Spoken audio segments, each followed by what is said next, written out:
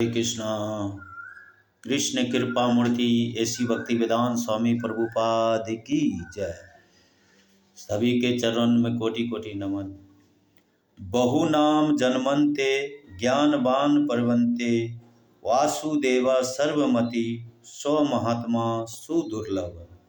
अनेक जन्म जन्मांतरों के अंत में वास्तविक ज्ञान को प्राप्त हुआ पुरुष मुझे सब कारणों का तथा सब वस्तुओं का परम कारण जानकर मेरी शरण में आता है। ऐसा महात्मा अत्यंत ही दुर्लभ है। शरणागत हुए बिना हम ईश्वर को नहीं जान सकते। ईश्वर की शरण ग्रहण करने में कई जन्म लग सकते हैं, किंतु यदि हम यह स्वीकार कर लेते हैं कि ईश्वर महान है तो तुरंत ही उनके शरणागत होना संभव है। किंतु इस भौतिक जगत में सामान्य रूप से हमारी स्थिति ऐसी नहीं होती है। हम स्वभाव से ईर्ष्यालु होते हैं और फलस्वरूप सोचते हैं, मैं ईश्वर की शरण में क्यों जाऊं? मैं तो स्वतंत्र हूँ, मैं स्वतंत्र रूप से कार्य करूँगा।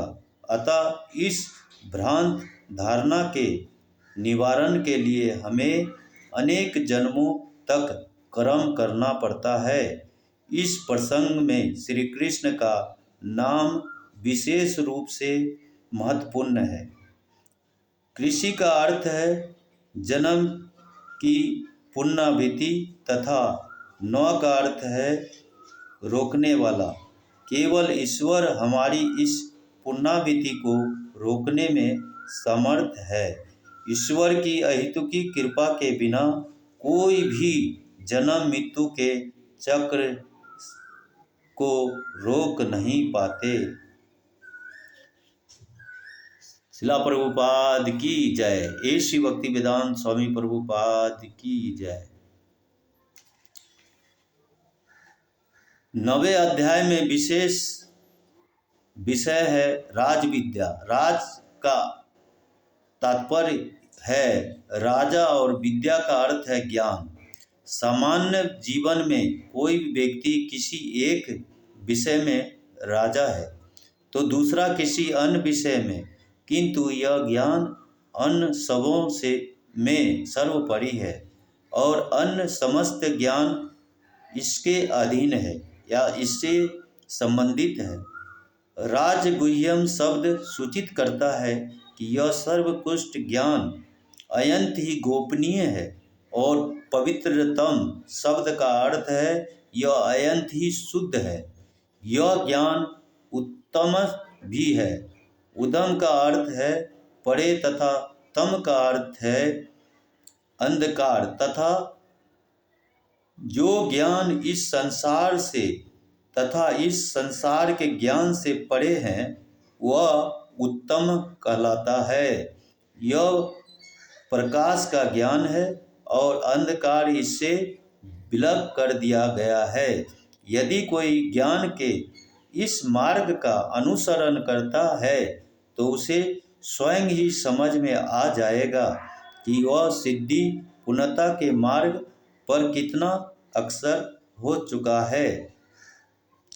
प्रत्यक्षा गमम धर्मं सुसुखम कर्तव्यम इस बात का सूचक है कि इस ज्ञान का पालन अत्यंत ही आह्लादपूर्ण तथा सुखमय है।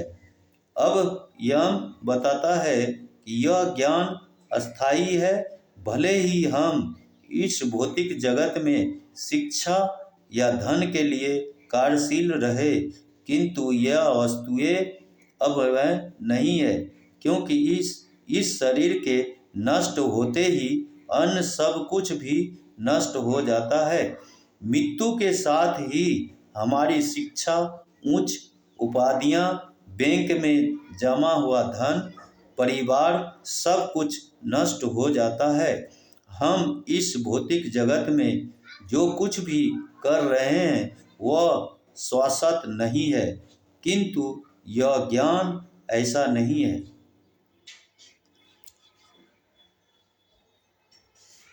हरे कृष्णा कृष्णा कृष्णा हरे हरे, हरे राम राम राम हरे हरे।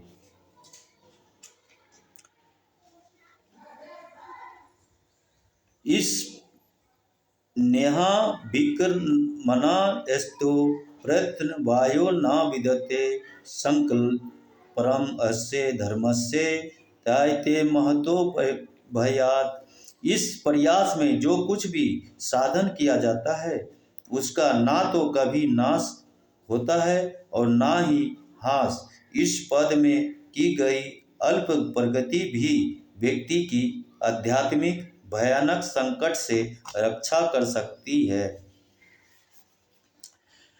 कृष्ण भावना भावित का ज्ञान इतना पूर्ण होता है कि यदि इसमें किया गया कार्य अपूर्ण भी रह जाए तो अगले जन्म में मनुष्य ने जहाँ पर इसे छोड़ा था इससे आगे वह फिर से करने लगता है। दूसरे शब्दों में कृष्ण भावनामृत में किए गए कार्य अस्थायी होती है। इसके विपरीत भौतिक उपाधियां का शरीर संबंधित होता है। इसके कारण मृत्यु के साथ ही उनका विलाप हो जाता है। उपाधियों से जुड़ा ज्ञान कभी अस्थायी नहीं रहता। मैं सोचता हूँ कि मैं पुरुष हूँ या स्त्री, अमेरिकन या भारतीय या ईसाई, हिंदू हूँ, यह सब शरीर से संबंध रखने वाली उपाधियां हैं और शरीर के नष्ट होते ही इन सब का भी विनाश हो जाएगा। वास्तव में हम आत्मा है और इस कारण हम जहाँ कहीं भी जाएंगे हमारे आध्यात्मिक कार्यकलाप हमारे साथ साथ आएंगे। श्री कृष्ण यह भी बताते हैं कि यह राज विद्या आनंद पूर्वक संपन्न होती है। हम सरलता से यह देख सकते हैं कि कृष्ण भावनामृत में कार्य आनंद से संपन्न किए जाते हैं। इसमें कीर्तन करना, नित्य करना, प्रसाद व भोजन जिसे श्री कृष्ण को अर्पण किया जा चुका है ग्रहण करना तथा श्रीमद् भागवत गीता की विवेचना सम्मिलित है। यह मुख्य क्रियाएं हैं।